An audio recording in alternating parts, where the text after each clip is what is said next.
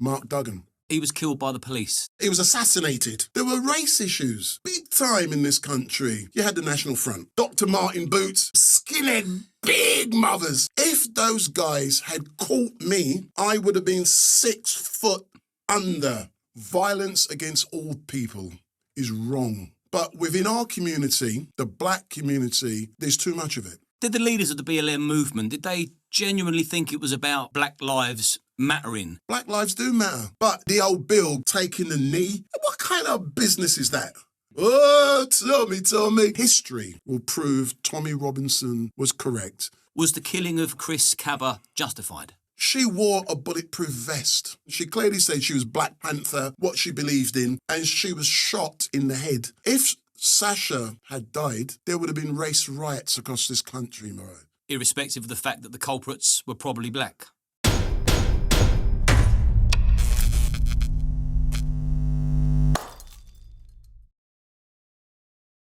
I want to say a quick thank you to our sponsors, Gold-Seal. I use their products every single day, and now I finally get to work with them. I use their products for anti-inflammatory, reduced anxiety, better sleep, and mental clarity.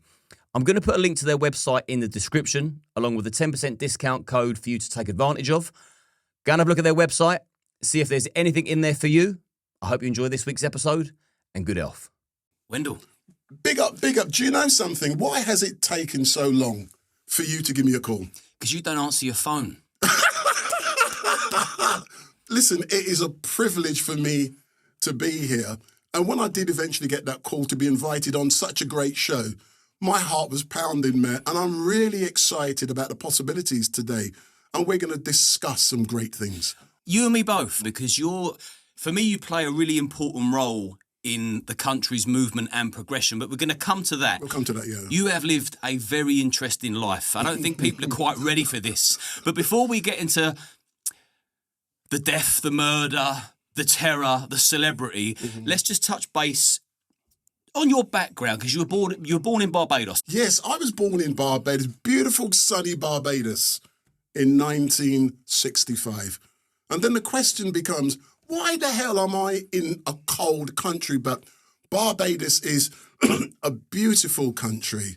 Sun, sea, warmth, culture, beautiful food, beautiful people, rum. It is so brilliant to be in Barbados. But unfortunately, this is the thing, unfortunately, when I was born in Barbados in 1965, it's like everything else. You know, like sometimes a man and a woman, they meet each other, they have a little bit of fun, and then 9 months later, someone pops out.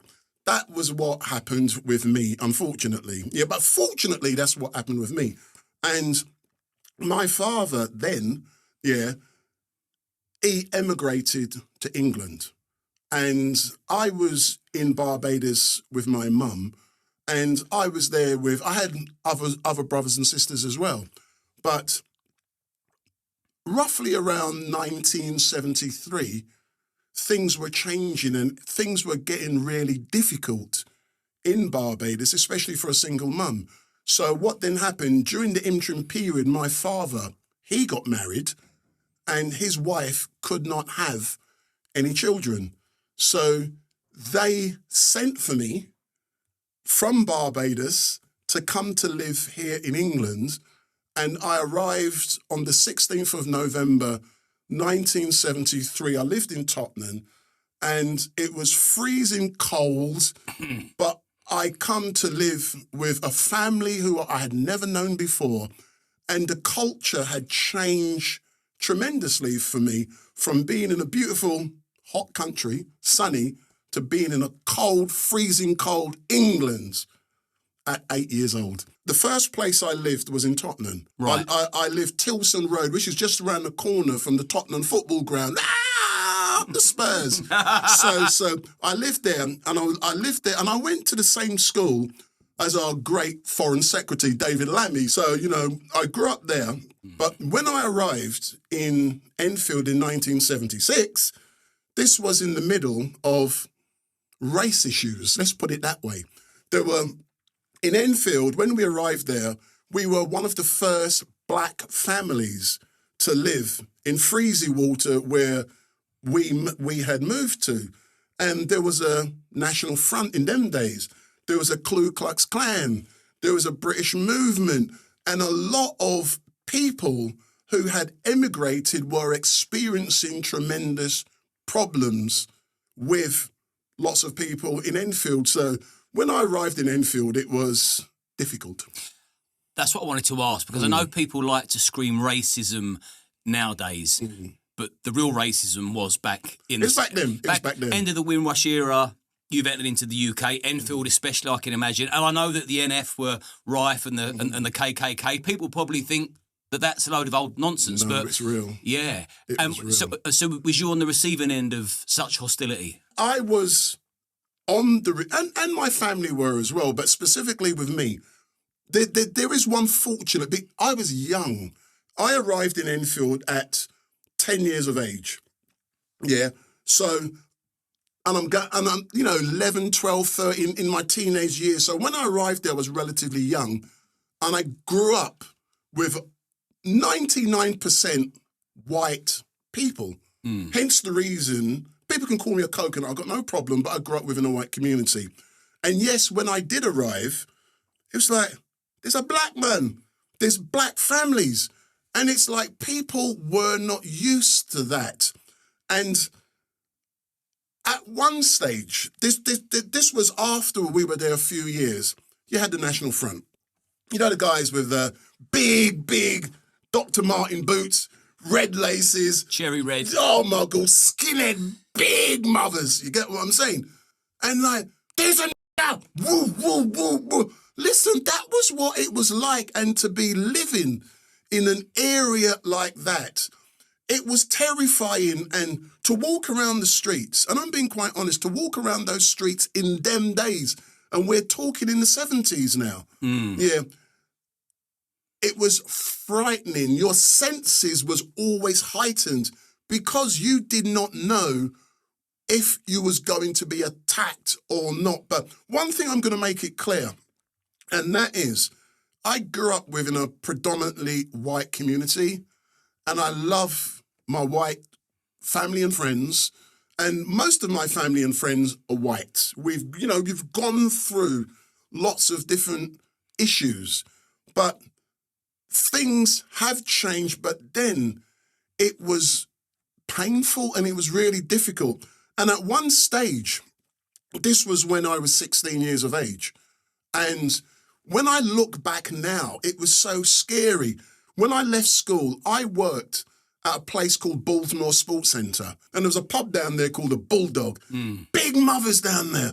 And that was where the skinheads used to hang out in the Bulldog pub in Baltimore Lane. And me got a job in the Sports Centre just about 200 yards from this pub. So this was at 16. So we're now early 80s. Early 80s. So one night, I'm leaving the Sports Centre, walking across Baltimore Park, and for some reasons I turned around, and I'm so glad I did turn around because I heard, "Get the n***," and I look round, and all these skinheads are after me, bro, and I swear to God, in them days, I can run like a ferret. I was fast like a whippet. No one can catch me. So as soon as I turned around, stamp, bang, I was off over the fence and I was gone. Listen, man, if those guys had caught me, I would have been 6 foot under. But the Almighty was looking after me then, and I was lucky. I got away and I lived to fight another day. But one thing I will say, I grew up in that era, which has made me what I am today. In them days, people were ignorant, people were uneducated, people were stupid. They didn't realise certain things. But now, this country has changed. And in them days, there was a big race issue in the 70s and the 80s. There was. In 2025, I'll argue it's a completely different issue now. It's all about class.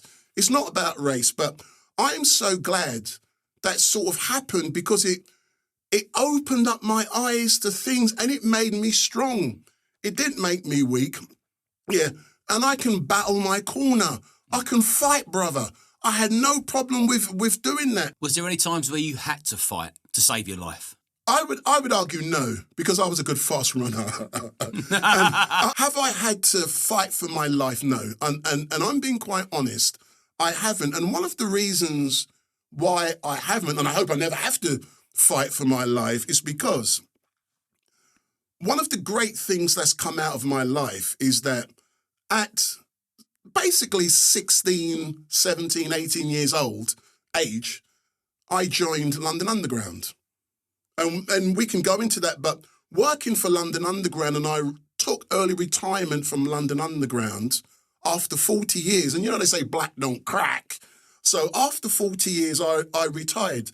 So working from the age of 18 to the age of 60, I had safety, security, I had, and also I had become what I call institutionalized, because I had to comply with certain rules and regulations. And because of that, you know, when you're 16, 17, 18, your friends are going out raving, they're going out chasing gal, they're going out doing all kind of things. I never did that type of stuff because of the community in which I grew up in. I wasn't going to be going out to pubs.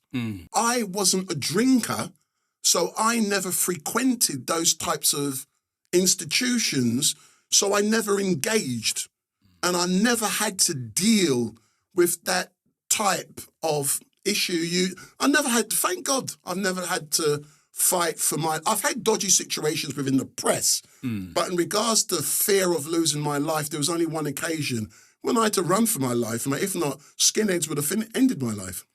Let me touch base just for a little bit on the London Underground, because for me personally, I'm quite nervous, if I'm being honest, to go on the London Underground, so I don't use it anymore. Was you nervous at all working there?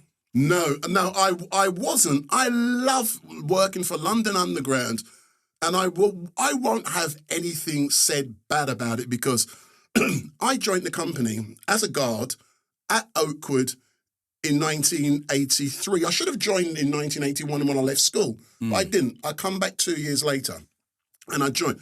And I joined as a guard.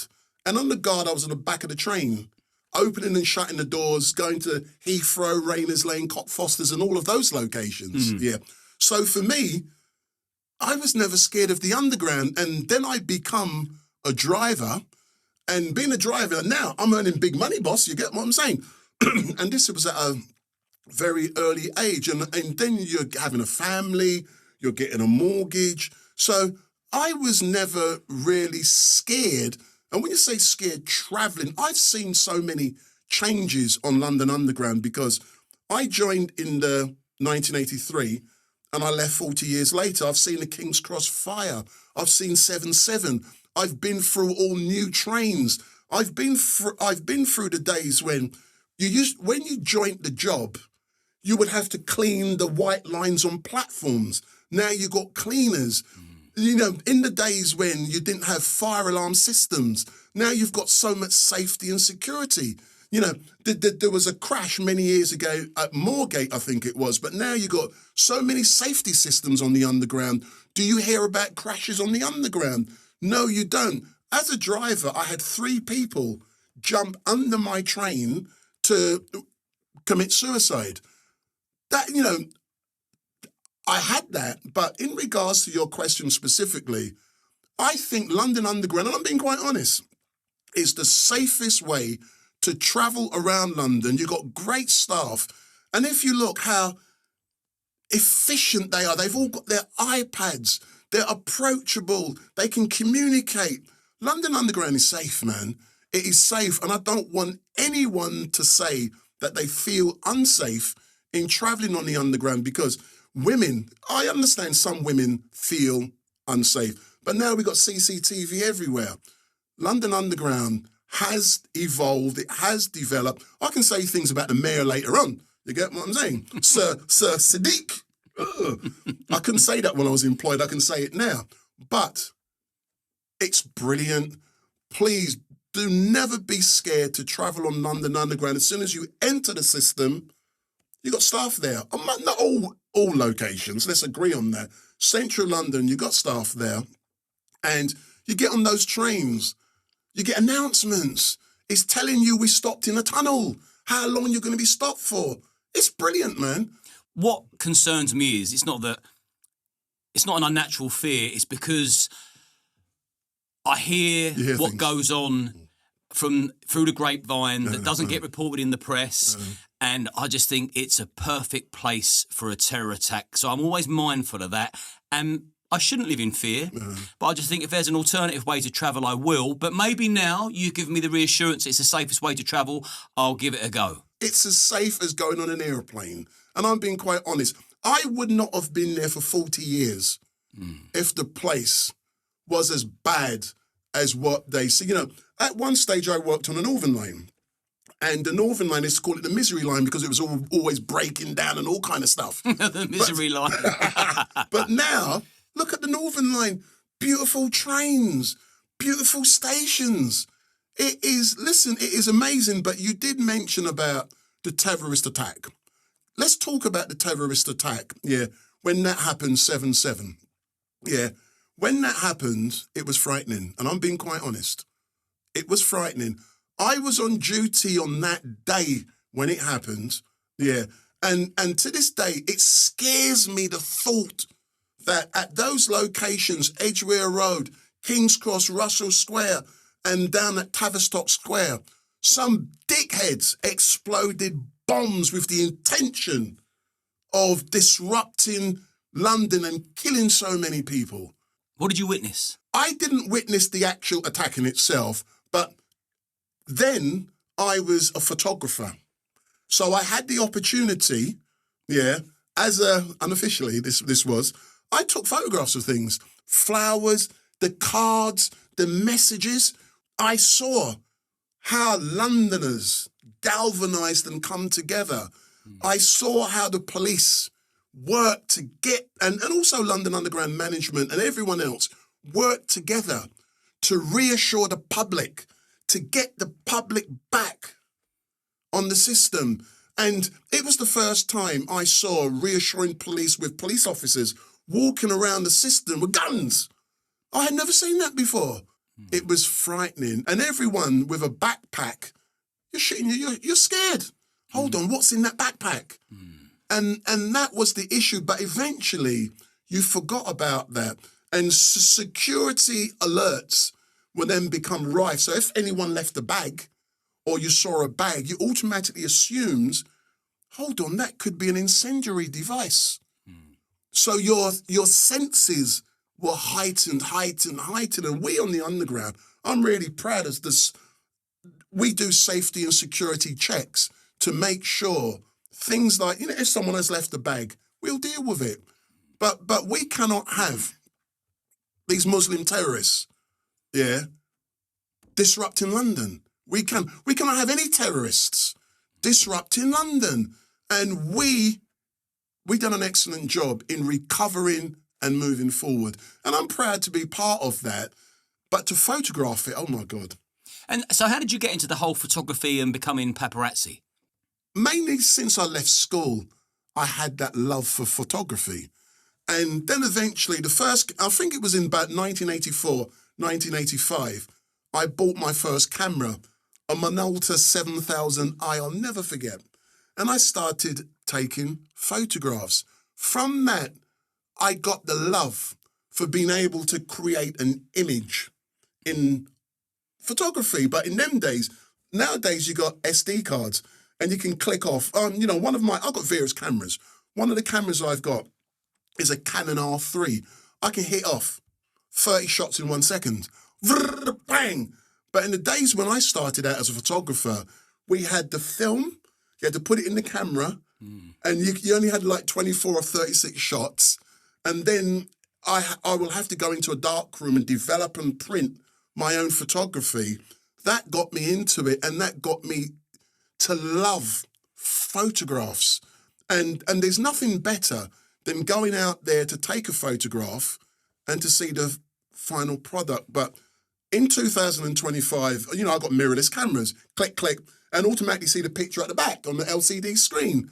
In them days, you didn't know what you've got until you developed it. And that was so exciting. Oh no, I'm there, click, click, click.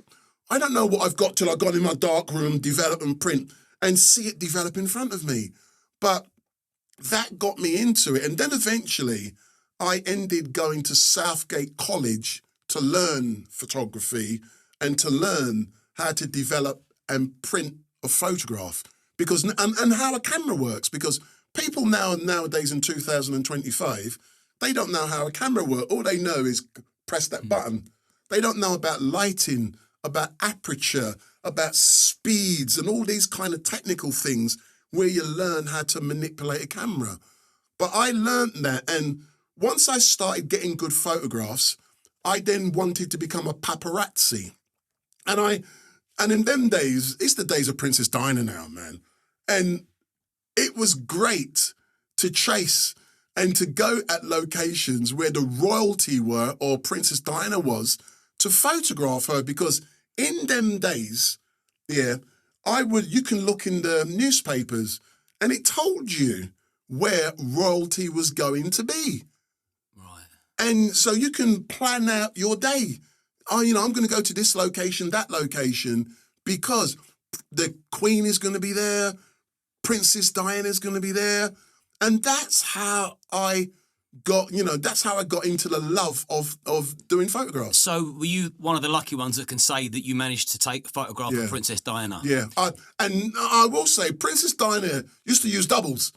I swear to God, she used to use doubles, because I would take a picture of Princess Diana. I thought, this nose is slightly different. And the person looked better. I swear she used doubles, but yes, I did have the chance to photograph Princess Diana. And when that horrible day in 1997, when Princess Diana was killed, the word paparazzi become a bad word. Yeah. And that turned me off, the chasing around and going, but basically the role of the paparazzi. I didn't want to be associated with all of that stuff. It was dangerous because paparazzi were blamed for what happened. And that word, didn't want to be associated with it, bro. So you've gone from photographing the royal family, the great Princess Diana, may she rest in peace, then to the Krays funeral. And then you're mingling with the likes of Dave Courtney and like England's greatest, most notorious gangsters. Oh so my God. How did that take place and what was that like? Oh my God, that was amazing, because I had put down my camera after the issues with Princess Diana. But then when you've got a love and a passion for something, you can't put something down very long, can you? You get what I'm saying? So I picked my camera up, and then you were hearing in the backgrounds that someone was sick. Is this Reg or Ron? I think the first person who passed, I think it was Ron. Oh, so you covered both funerals? I covered both. Okay. I covered both. And when people speak about the Krays, there was a mystique about who they were and what they stood for. Secretly, I liked that and I admired them. And because I was a photographer and I was in the process of getting together a portfolio, because I had stopped, I wasn't doing anything, so I had to demonstrate I still got the skills to be able to get my press pass. So I then started, I thought, I'm going to go and cover this funeral. We're hearing how big it's going to be. When I got there, oh my God. To this day, I'm in the funeral industry. I do things every day in the funeral industry. I would argue Princess Diana's funeral, that was gigantic.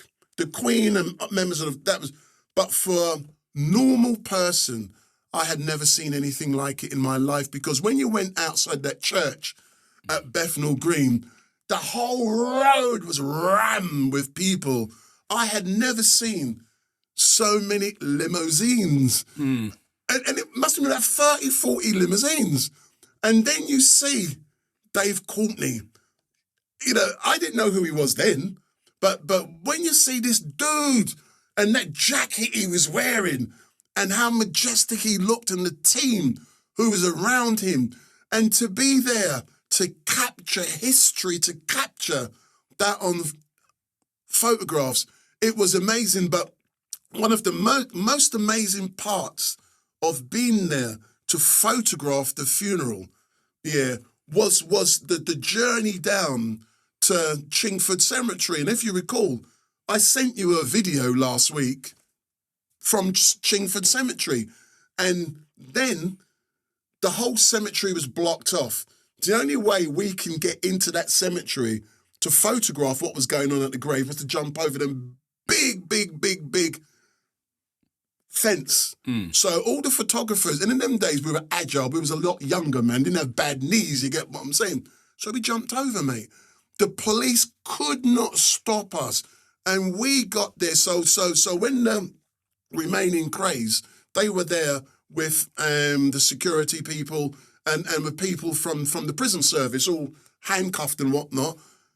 And to be there to photograph there and to be over, and I'm being honest, to be over the grave with my camera, click, click, click, click, click. Fucking hell, man. It was just... surreal. It was surreal to witness history in the making. But it's not just about witnessing history. It's about recording history. Because that's what you're doing. You're capturing a split second in time. And you're trying to capture it the best way you can.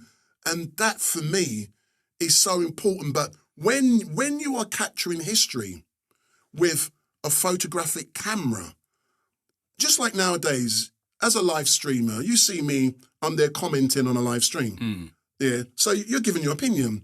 When you're taking a photograph, you're not giving an opinion. You're completely impartial, objective.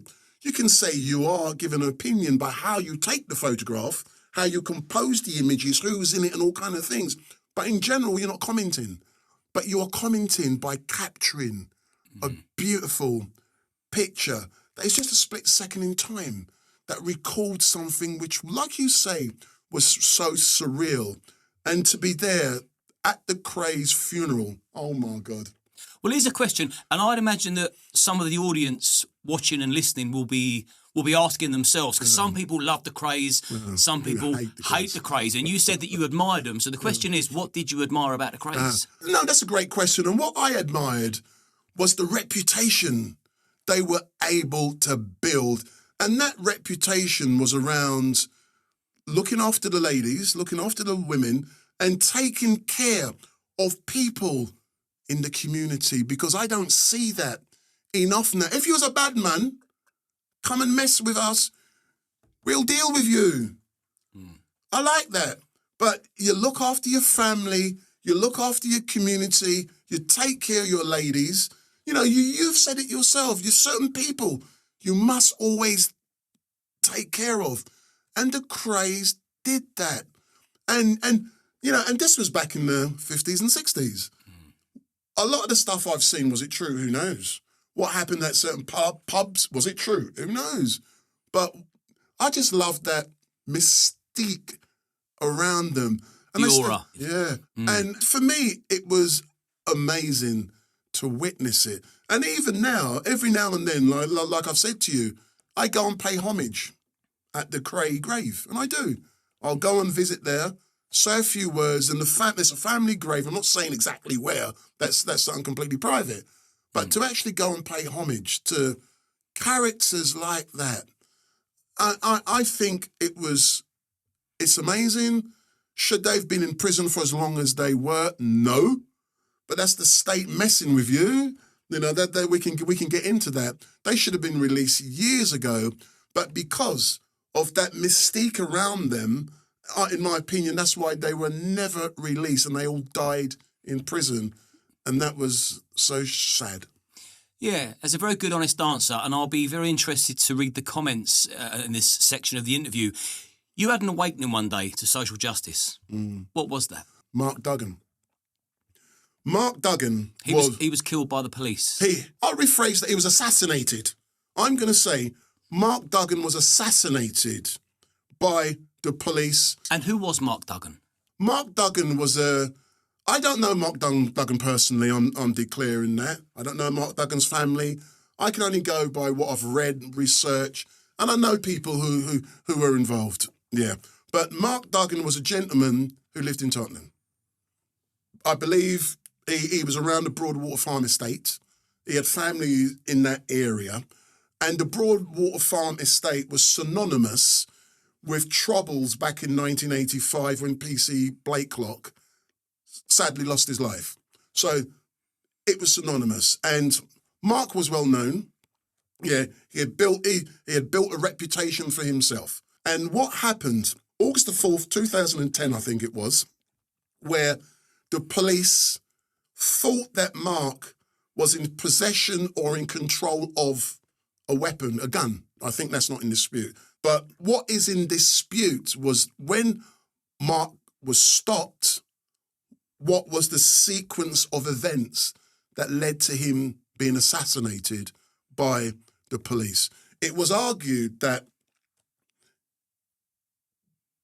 he opened up the door of the taxi he was traveling in just as the stop was taking place, and he threw a gun out over a fence. It was argued also that when the vehicle stopped, Mark got out. He had his hands in his pockets. Yeah, and there was movement, and the police may have believed that he had a gun in his hands, and you've got a police officer with a firearm, and in no time, bang, and he was shot and killed. Yeah, there has been a lot of denials in regards to what actually happened, what led to the police officer shooting Mark Duggan. But what transpired afterwards was that the family were not kept informed in regards to what happened.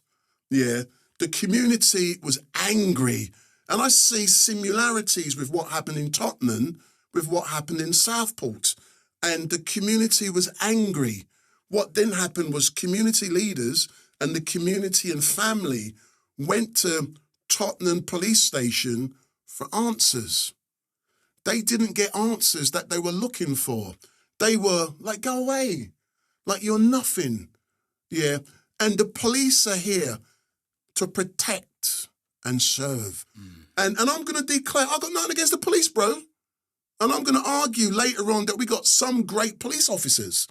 And I think the police in general do a great job. But there are occasions where some elements of the police got to ask questions, bro. You get what I'm saying? And the family didn't get the answers they were looking for. Eventually, it erupted in Tottenham. People started burning, rioting, and we know, and it spread throughout the length and breadth of this country. And it was shocking for me to see it because, you know, when I said I first come to England in 1973 and I lived Tottenham, that's where I lived. Yeah. That was my manor. And my manor was getting burnt to the ground. I could not believe what I was seeing. I don't agree with what happened. Sorry, I do not agree.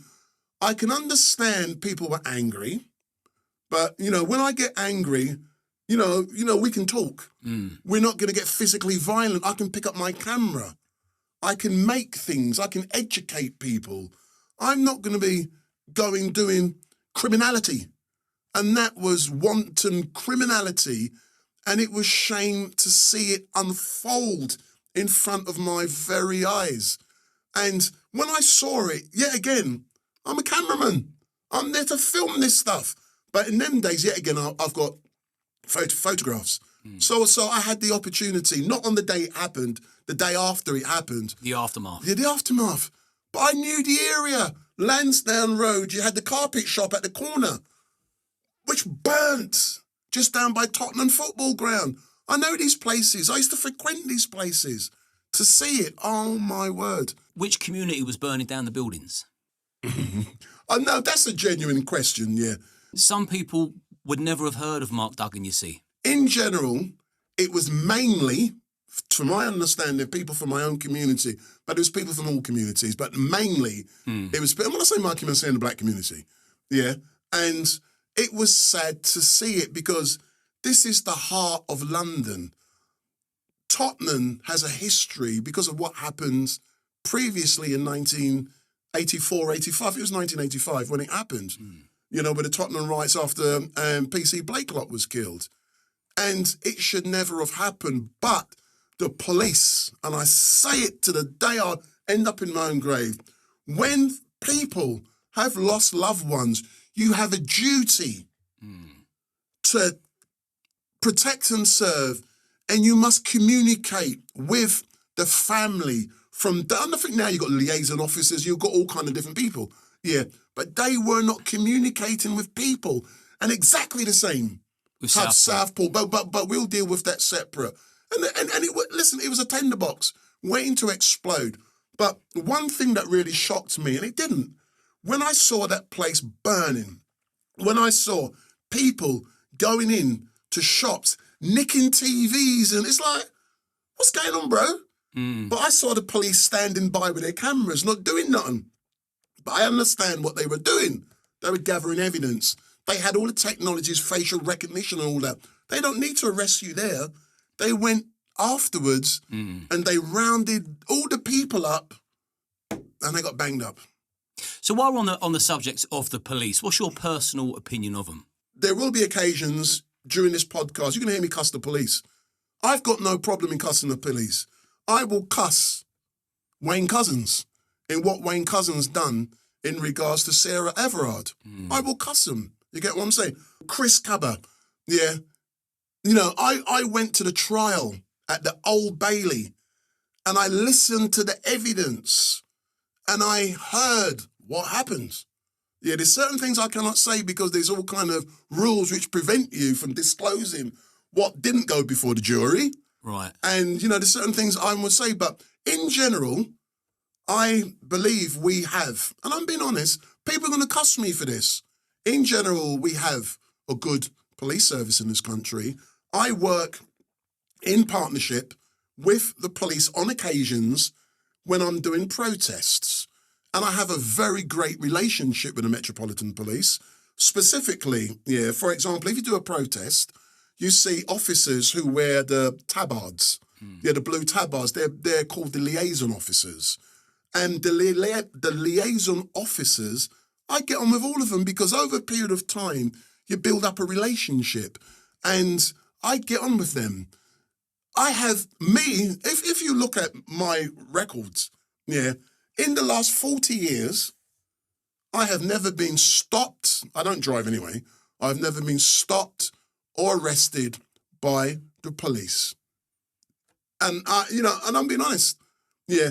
So I myself have no problems with the Metropolitan Police. And when I say we, I'm saying we as a community, I'll define that in two ways, black and all the community in general. We as the black community, we need to work in partnership with the Metropolitan Police.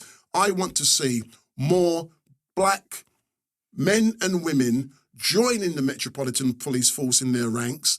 And I want to see them becoming part of the community because we can't all stand on the outside, cussing the Met. What are we doing? What steps are we taking actively? In your opinion, was the killing of Chris Kaba justified? No. That's my opinion. But what is important, a jury listened to the evidence that they were allowed to listen to, and they made a decision. What is important is that I believe in the criminal justice system in this country. A person is innocent until proven guilty. Officer NX121 went through the criminal justice process and he was cleared. That is it. But I was there. And when I was there, I heard that I wasn't there every day, but it is important for people in general to go to courts, to listen. And when you listen, you can hear what is permitted to go before the jury and what is not. When you hear what can and cannot, you ask questions. And on the day, as you know, with the Chris Kaba case, I'm just going by my memory, it was alleged that he was involved with an incident the night before. What then happened was that he was driving a vehicle which was observed by the police and the police were following it. I think it was somewhere in Croydon, but I'm not 100% correct, but he drove down a road. There was a police car already in the road blocking his exit. There was one behind him, yeah, and the police, what we were told, yeah, they did not know who was driving the vehicle. They didn't know if there was weapons, etc., in the vehicle. So they stopped Chris. Chris then is blocked in. He then made a decision, that's his decision, to drive, yeah, the vehicle. And that's a person who's attempting to escape. I can understand why. If Chris, God rest his soul, I'm not saying nothing bad about my late brother. Yeah, when I say brother, another human being. Even if he had put his hands up, who knows what would have happened? Or if he had made it clear to the police that, that didn't happen. Because he drove a vehicle, this is where it then becomes argued in law. This thing's called actus and mens res. And for those who don't know, the mens is the element in your head at the time you did something. Yeah. And the actus is the act. So what was argued was that, and this is my understanding, what was argued was that when that vehicle that Chris was driving went towards the police, they were in fear that that vehicle would have struck or hurt or killed the police officers that were there. So in your mind, this is the mental bit, you're now in fear. Once you're in fear that, life is at risk, you may be justified in pulling the trigger to stop that person or to stop that threat.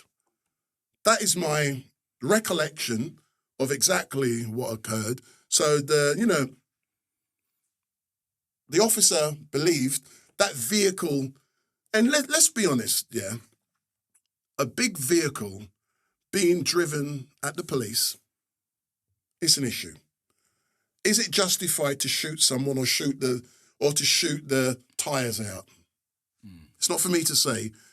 You are employed to do a job, to protect and serve. You've got a lethal weapon in your hands. You have to make a split decision. And we can argue after the fact, was it right, was it wrong? But Officer NX121 made a decision. That decision resulted in the officer being charged and then acquitted. I wasn't there. I don't know what go through his mind. I can only go by what I've heard. And I've heard some of the evidence. And my opinion is that it wasn't justified. But my opinion is irrelevant. What is important is that Officer NX121 went through the system and he was cleared. You covered the BLM riots. That was no joke. I haven't done much, have I? Nah, that's what I mean. You've lived a real interesting life. So covering the BLM riots, what were your thoughts on that? Oh, my God. Do you know something? Yet again, I tried not to take sides. When I say to people, I have never seen the video involving George Floyd, and I swear to God, I've never watched it. I had no need to watch it because I know exactly what's happened, because I'm a visual, but I listen. So I'm a radio person, so I would listen to what's going on in the radio, and I know what's happening. So I know what happened with George Floyd. Yeah. The reaction of people around the world, I was shocked. I didn't think something like that would happen.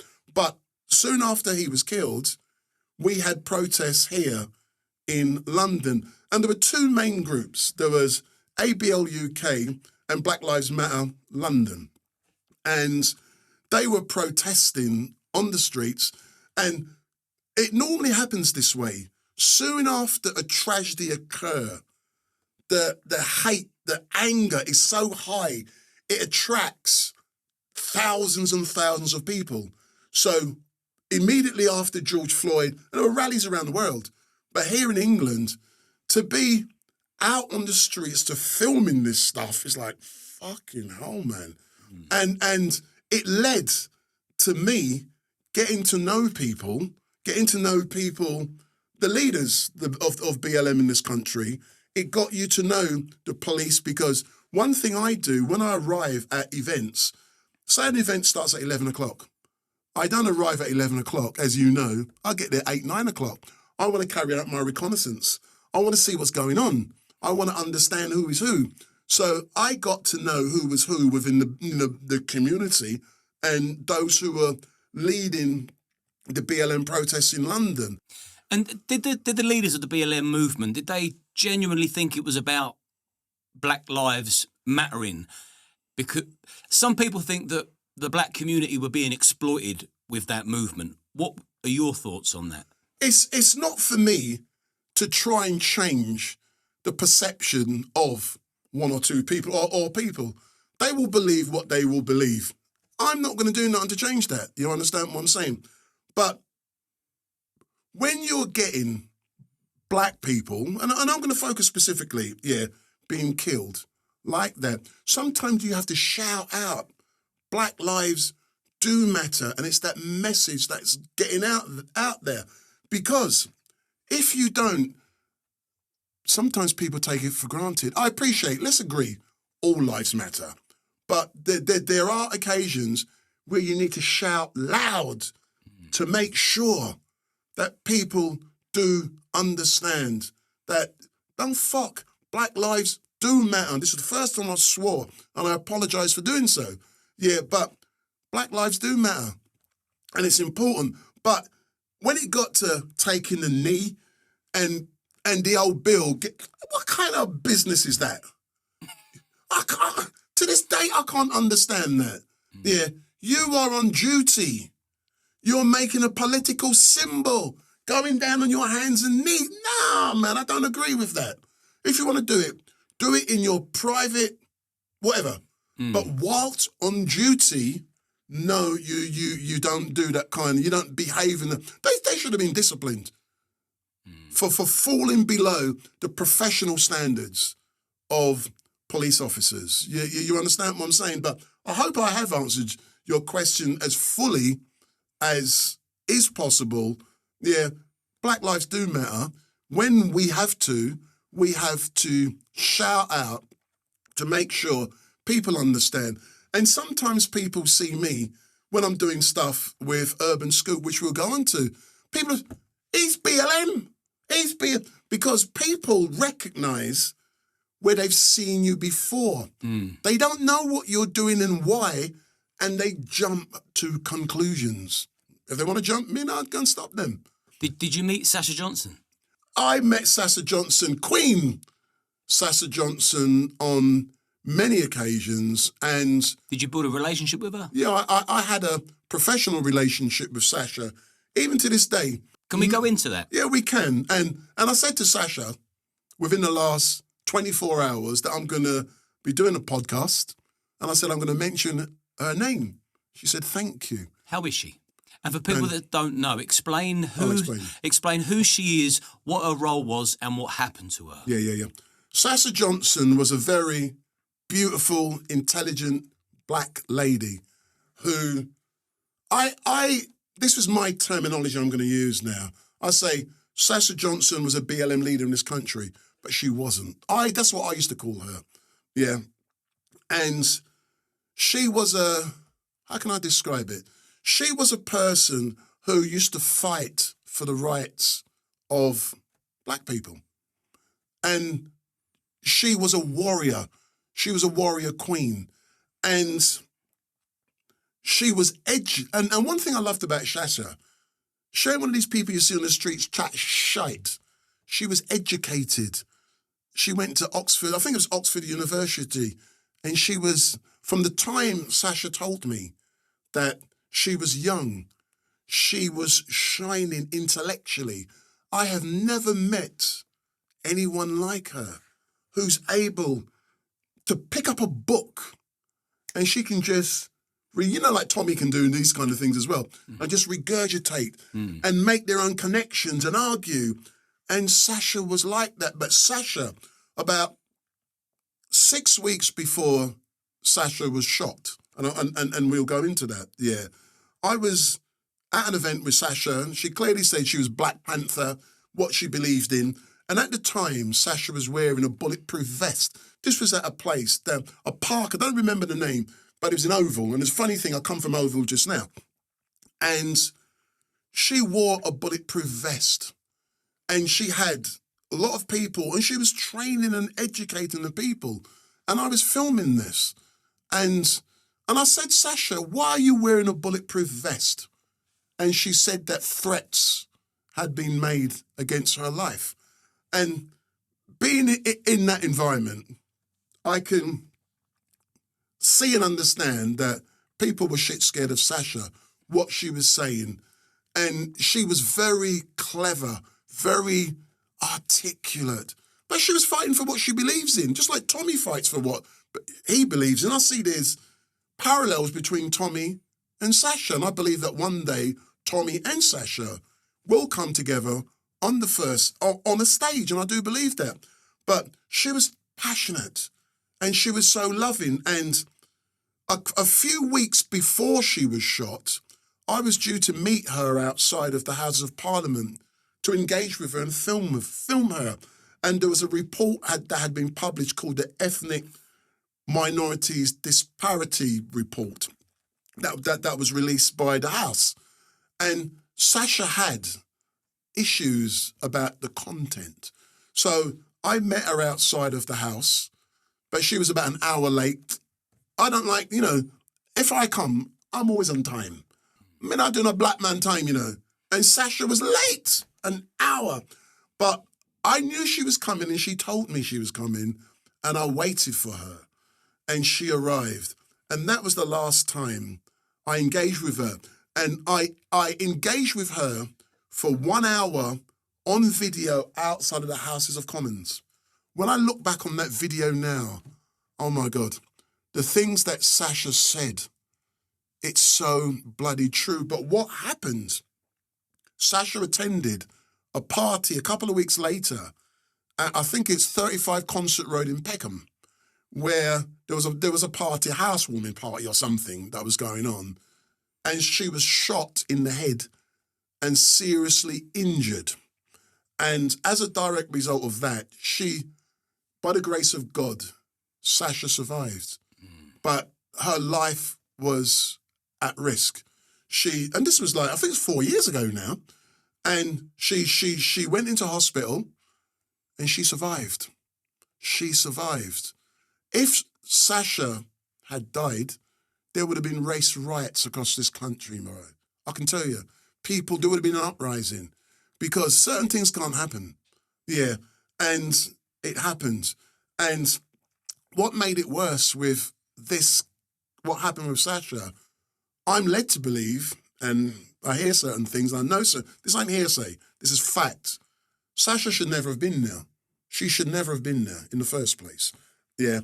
And when Sasha was shot, she wasn't the intended victim. It wasn't her. The bullet wasn't meant for her. And what makes it even more difficult is that after the incident occurred, people within the black community were scared to come forward to give evidence to help the police, to enable the police to find the true culprits who perpetrated this heinous crime. But earlier on I said to you that I don't like to engage in conspiracy theories. I'm going to engage in a conspiracy theory now, but sort of, yeah. Everyone argued that was a hit. They wanted to take her out. When you look at the facts, what was going on and what she was saying and what she was doing, you can maybe understand why that conspiracy theory was meant to spin out of control. But Sasha should never have been there. Sasha should never have happened. And eventually, a number of people were apprehended. They were charged with conspiracy to murder. Yet again, I went to the Old Bailey with this case, and the case collapsed. I don't know specifically why the case collapse, but it did. And as a direct result of the case collapsing, the persons who had been charged with conspiracy to murder were released. And were they white lads? They were black lads. But you still think there would have been race riots if she'd have died, irrespective of the fact that the culprits were probably black? The reason I say that because of the conspiracy theory around her shooting at the time. And what you must remember also, sometimes you've got to put a timing to all of this. Yeah. So the incident happened, I think it was May the 23rd. Yeah. If she had died, that would have been she didn't, and I'm so glad, and, God, it was a great thing. God intervened. Yeah. We're talking something probably within minutes, hours, days, weeks, probably. And if there were riots, that would have happened before there were arrests. Oh, I see. It's a timing. Okay, so you think people would have jumped to conclusions that it would have been a white person trying to take her out? What I'm saying, there was a conspiracy theory. That was the case? That was the case. I see. Who it was, what colour they were, I do not know. Right. I'm saying there was a conspiracy theory. And potentially, if she had died, and I'm so grateful she hasn't. And she survived and making miraculous recovery. What's her quality of life like now? Improving. I'm actually quite shocked the progress she's making. Because we were all expecting Sasha never to be able to speak. Oh, but she can have a conversation. She can argue with you, man. And her intellect is as sharp Well, do you know what? as hell. Without being disrespectful, because I wouldn't wish what happened to her on anyone. And, God knows what her motives were. But there was a video that I saw of her, and I'd like to know your opinion as a black man. She was talking to black people that were disagreeing with her, and she was calling them c***s. And that even shocked me. That's Sasha. And what does she mean by that? only she can answer that question. You've got no idea what she could have meant by Only that. she can answer that question. I can't answer it for Sasha. I get people call me. I don't care, but she has her own little way of arguing and talking with people, and I'm being quite honest. I can chat, Rasta. And when I'm with Sasha, when we talk, it's like my mouth drops. Her intellect, she's sharp as shite, boy. And she makes you think, and she's well read, and she's got the intellectual capacity to be able to form connections and read. And I've never known anyone like it. And and I do say, and I know we will eventually talk about Tommy Robinson, and I do argue that one day, we're talking about uniting the kingdom. I do pray that one day I see Tommy and Sasha on stage uniting the kingdom. Well, I don't know anyone that doesn't want the black and white to unite. Nor do I. Black on black violence. Yeah. I've heard you talk about that. And for a white person, you can't talk about that because you get called all sorts of names. But as a black man, I'd like to know your opinion on black and black violence because I know that you've got one. Yeah. I'll give you my honest opinion. It's going to shock some people, but it is important. But let's make it clear. Just like I said earlier on, violence against all people is wrong. Violence against white people is wrong. Violence against men, women, children, it's wrong.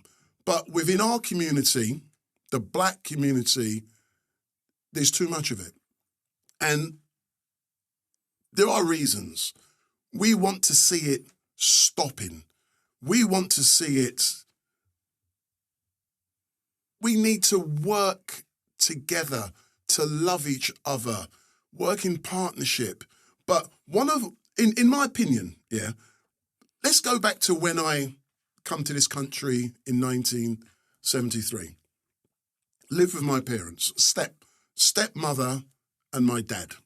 Yeah. My dad worked. My stepmother worked. My dad will come home, he will cook. My stepmom will come home roughly 2:00, she would cook. I would go to school. I would leave school, and in them days, parenting skills were strict. So I had a mum and a dad. we'll come back to that. Mum, dad. Not mum, dad. Yeah. So I had something to come home to. I had a meal, and my mum, stepmum, and my dad was very strict about education and reading and homework and all that kind of stuff. Yeah. In 2025, that is not happening that way. What is happening is that because of the way society has changed,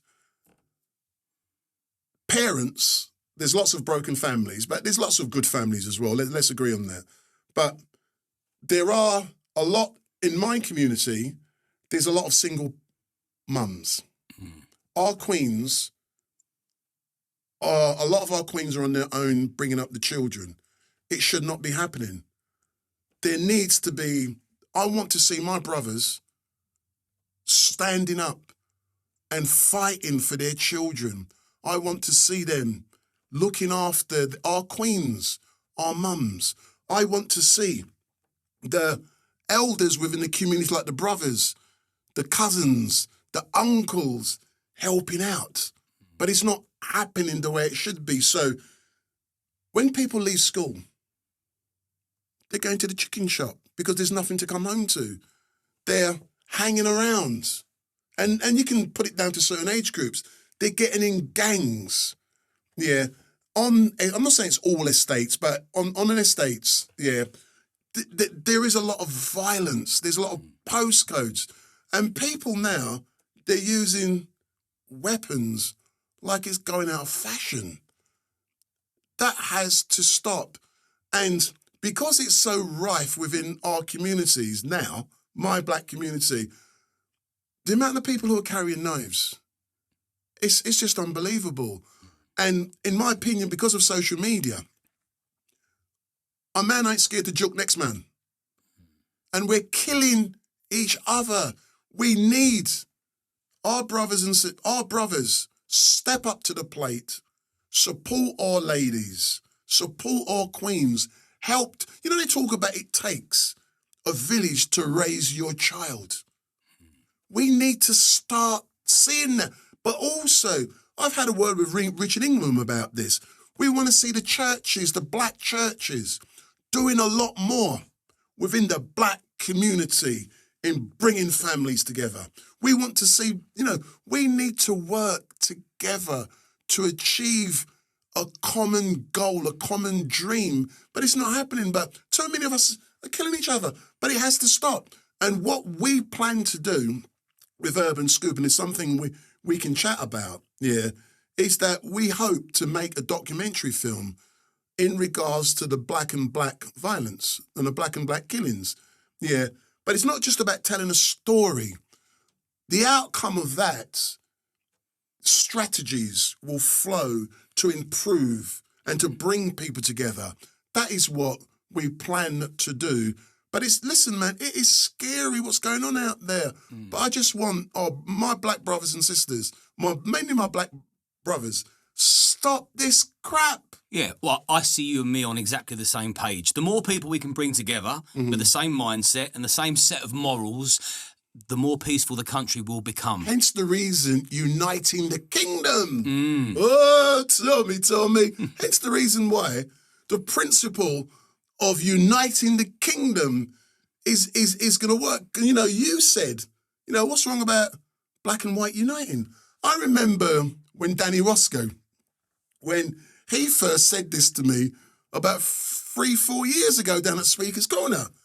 I thought, you're a nutcase, bro.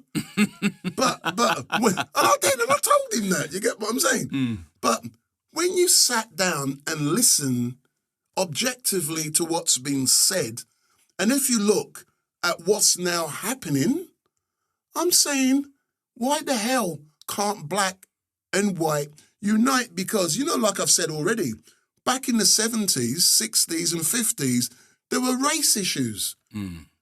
Big time in this country. I'm not saying such things doesn't exist now, but it's no way like it was in the past.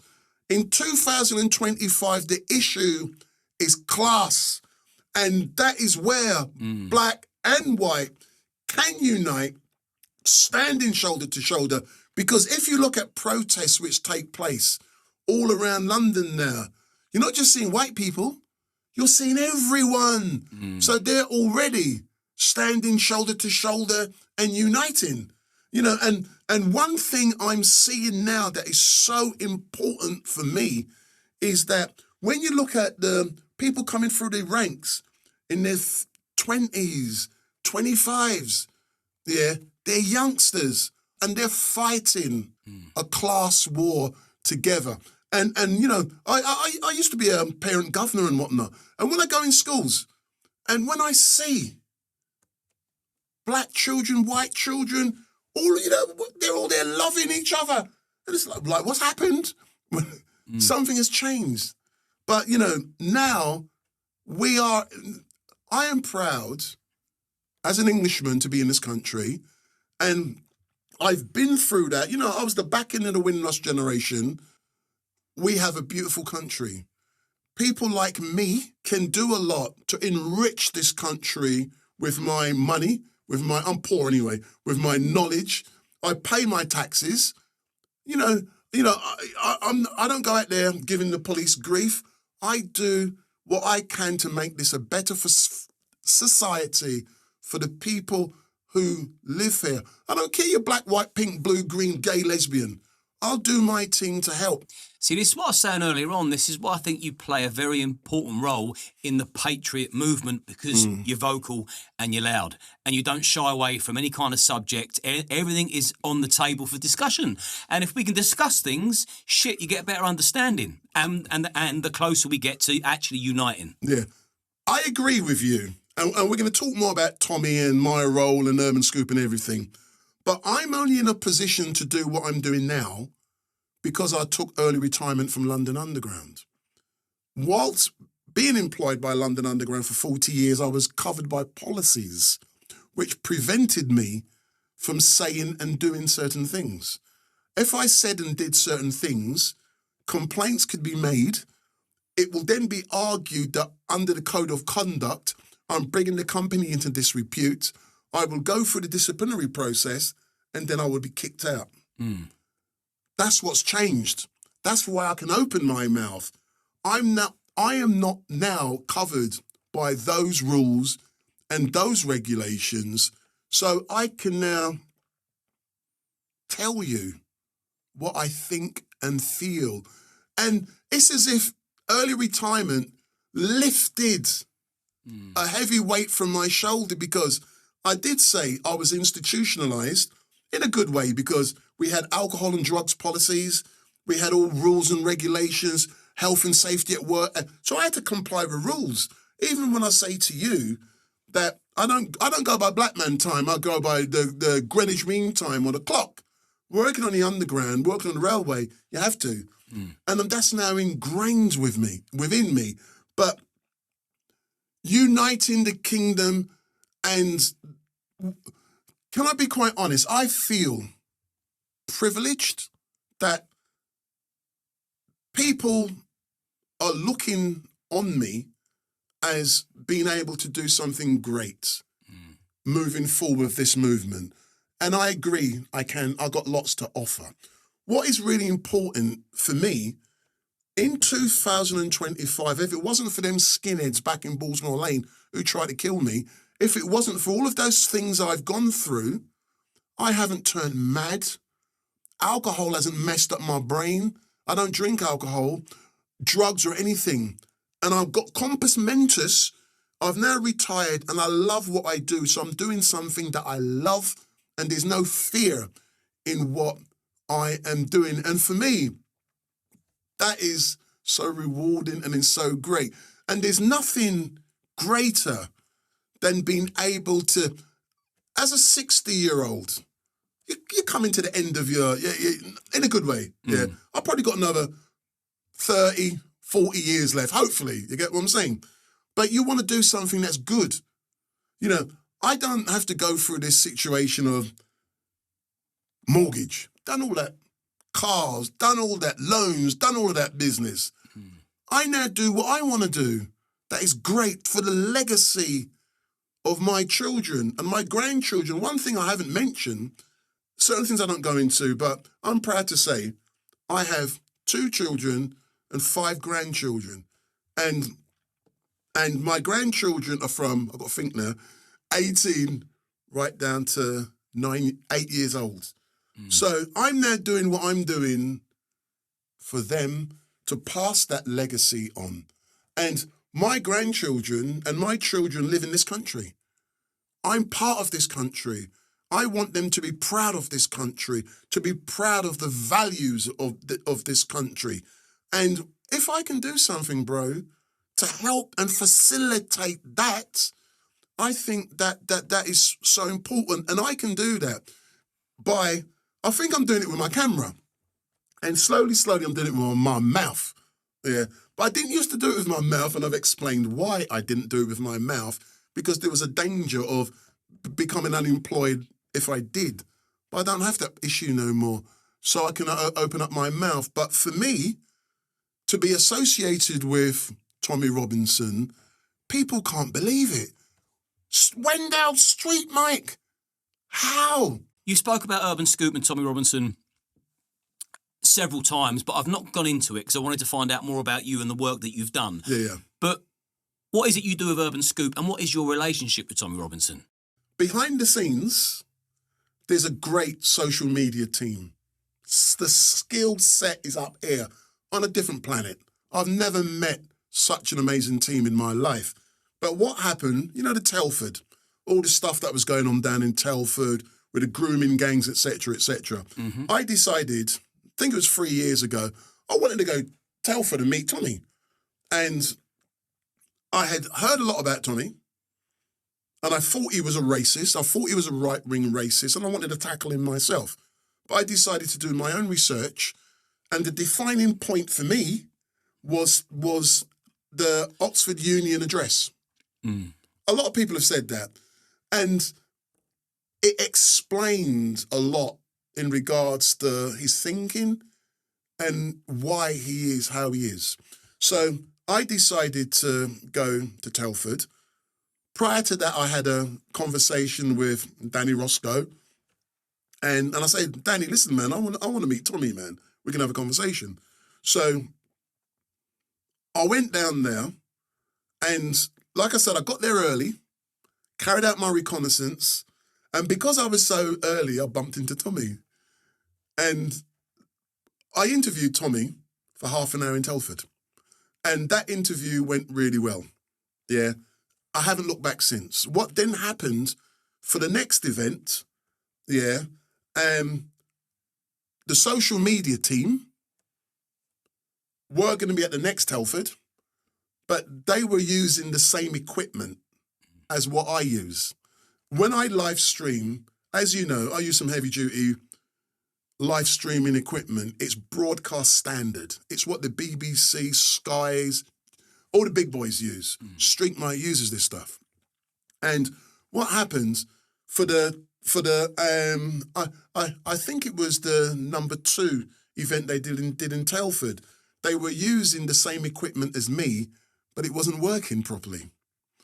And what then happened, someone from the social media team rang me to ask me, how do we get around the problem they were experiencing? And I said, listen, man, this is how this is what you may need to do. But what I can do, because I run a successful live streaming operation, I had lots of live streaming units. So I said, all right, then what I'll do, I will bring one of my live streaming units as a spare and a battery to help you out just in case. That was the connection I made with 𝐬𝐿𝐵𝐿 and Tommy. It wasn't something I went out to do. I made not a gesture, I made an offer. Genuine offer from my heart. I'm here to help you. And what compelled you to do that? It's just me. Was it the work they were doing? Yeah. Topics they were covering? I can see the work we're doing, but it's predominantly the grooming gangs. Let's agree on that. It's Telford. It's nothing secret. But if I can do and help someone, yeah, who's doing something great, it's not about money. In 2025, I can understand why people, they want money, money, money, money, money, but I'm the opposite, yeah? If you want me to record something to you to promote you, you're going to pay me 200 quid an hour. That's my rates. But if you are genuine and you're doing something for greater good, I will help you. And I saw what Tommy was doing was something great. And if I can help him to further his, because I bought into what he was doing. And if I've got equipment to help you that I'm not using, here's the equipment. How would you describe Tommy? Truthfully, Yeah. I see Tommy as a true English gentleman. And he is, yeah.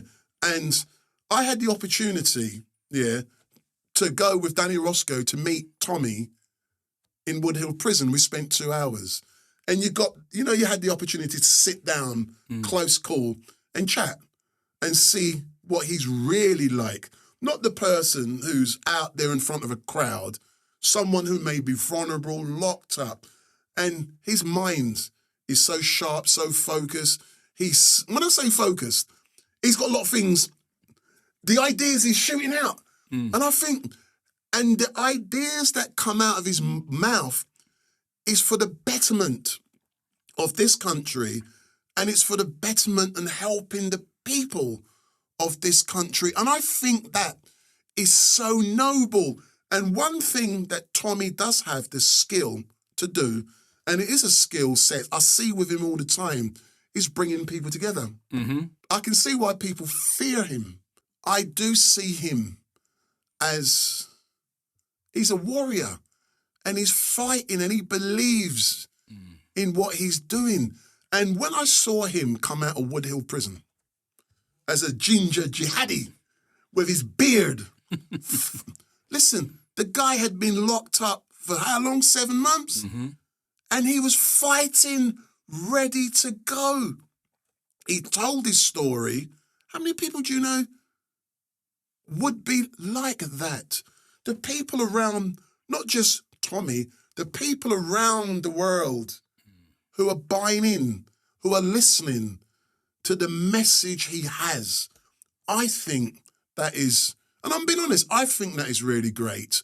If I can do something to help put that message out there, I'm going to do it, and I will be doing it. And I'm so proud that I've built the trust with Tommy, with the Urban Scoop team, and, they must trust me to live stream on Tommy's Twitter, on Tommy's YouTube.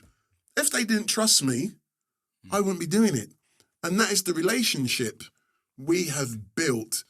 And I'm being honest, I feel privileged to be invited. And it's history in the making also. And I bring, for example, my skill set.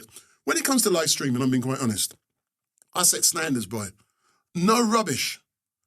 It must be the highest quality live streams, 4K. The sound, just like with what you're doing here, you need the best. But I try to do the best on the streets. I don't take no rubbish.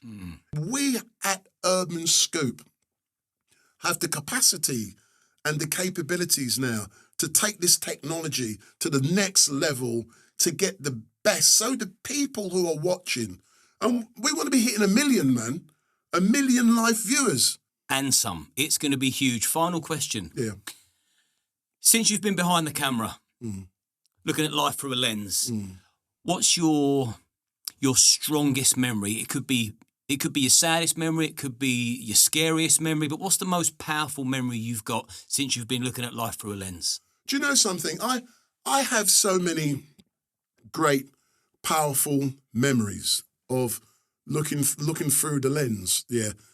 And I will go back to probably Chris Kaba, but also I will mention also, yeah, the Sarah Everard and what happened at the bandstand. But with Chris Kaba, when Chris Kaba was killed by NX121, we've gone into that, been found. I had the opportunity to film Chris Kaba's mum a few days after this happened. And when you're there And when you are got a camera in someone's face, seeing the tears and the anger and the emotions, that was so powerful, bro. It's I'm not emotionally involved. I'm detached from it. And, you know, I saw that. For me, that was a powerful, defining moment. Another moment, sorry, there's two. No. Can I give you two examples? Sergeant Matt Ratana. And Sergeant Matt Ratana was the police officer shot in a police station. When that happened, yet again, I couldn't believe it. I went down to his police station. Yeah. And I was there. And I was filming it. And his motorcycle was still outside the police station. And the flowers and the outpouring and people from all walks of life had come out to show the love for Sergeant Matt Ratana. And he was doing a job. Certain things didn't happen, and we know the result, and someone is currently serving a sentence. But that was, for me, was shocking. Chris Kaba's was shocking as well. You get what I'm saying? And the other one, Sarah Everard. When Sarah Everard went missing, there was a visual that was planned for her in Clapham Common bandstand. And I was there. I was on that bandstand. When I got there early, and I was photographing as well. I was photographing and live streaming. A sea of flowers all around the bandstand. Couldn't believe it.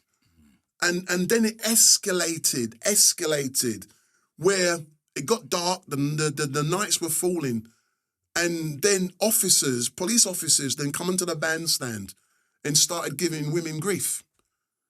Because I think it was something to do with COVID, they wanted them to move along, and the shouting and everything, and eventually some women got arrested. And to witness that unfold.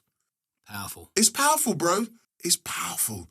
But I would argue everything I do with a camera is powerful. But the final one that is the most powerful, I have to go back to Uniting the Kingdom. Go on and finish on that note. Victoria train station, I think it was July, when we come down the corner, when you saw a sea of flags shouting, Tommy, I have never seen or experienced anything like that in my life. And, oh my God, it was amazing. And you can feel the energy of tens and tens of thousands of people just waiting for Tommy. And don't forget, I'm part of the film crew. And to actually witness that and to be there, listen, bro, I'm lucky. I am so lucky with what I do. And the great thing is that I do it for love. I do not do it for money. If I can help the movement, and I do believe that Tommy's already been proven right. There's statutory inquiries, there's all kind of thing going on. He's been proven to be right. And history will prove Tommy Robinson was correct. And if I can do my part to help Urban Scoop and Tommy, you know, it's brilliant. But we have an amazing team behind the scenes. And I will have to congratulate one person without mentioning their names. And if you remember, when Tommy came out of Woodhill, there was a film of when he's coming out, pushing everything. And I was down the other side with a live stream. And the person who's been making films, documentaries and all those, their work record, their capabilities, their skill set, out of this world. And that is part of the team we've got. Well, if that person knows who he is, I hope he appreciates that nod you've given him, but we won't mention him. Wendell, I hope people have got some value from this conversation. I hope it's encouraged people to unite the kingdom. If you've got this far, you enjoy these conversations, please do like and subscribe. The bigger the channel, the better the guest. And I will bring you the conversations and the news that the mainstream media won't Brother Wendell, I've enjoyed this, and I can't thank you enough for joining me and being open and loving, and may the kingdom unite, sir. What haven't I done yet? Sign off, please. Big up. Big up.